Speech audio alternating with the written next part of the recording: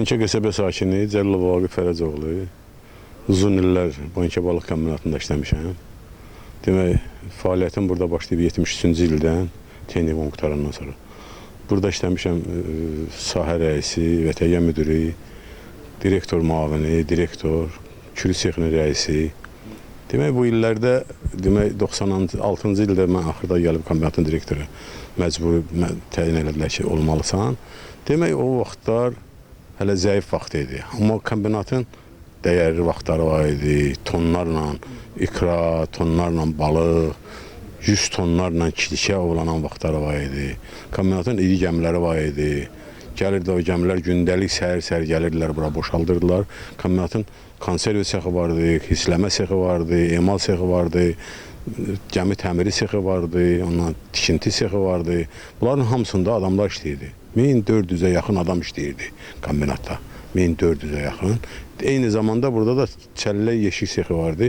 Orada da 350 nəfər adam işləyirdi. O da kombinatın hesabına işləyirdi. Çünki kombinatı yeşik tarı ilə təmin eləyirdi.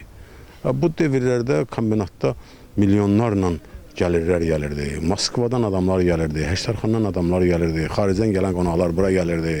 Burada demək balığın bütün növləri, ağ balıq, nərə, şip deyək də, kələmodur onadır, bölgə balıqları doğdurulurdu. Burada 1000 tonluq soyuducu vardı. O biri çəstik balıqlar da doğdurulurdu, göndərilirdi hisləmə sexinə ya Bakıya. Amma o nərəcəsi balıqlar ancaq Bakıya Kaptilinə gedirdi. Bir də Somminin Stalovasına gedirdi. Da başqa yerə göndərilmə yox idi. Bu cür idi. Burada balığın nətər deyirəm, ucu bucağı yox idi. İndi xarici ölkələrə necə göndərilib? Xarici ölkələrə göndərilirdi. Əvvəllər göndərilib, onları dəqiq mən deyəmmərəm.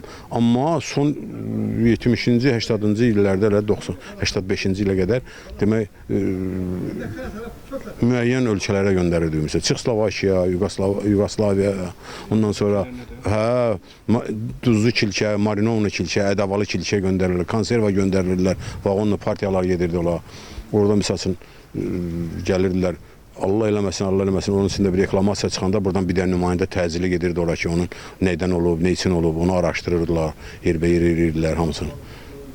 Hətta buradan Ermənistanın 60 illiyinə Ermənistanın buradan balıq gedib, 60 illiyinə buradan balıq gedib, balığı da belə eləyiblər. Orada Xaladenikdə yolda xarab eləyiblər, Xaladeniki yuvadıblar. Xarab eləyiblər, yıxmışlar kombinatın boynuna. Mütəxəssis getdi, sübut elədi ki, bu balıq oradan çıxanda sivej olub. Bu Xaladenikdən vaqonda olub, bu vaqon işləməyib.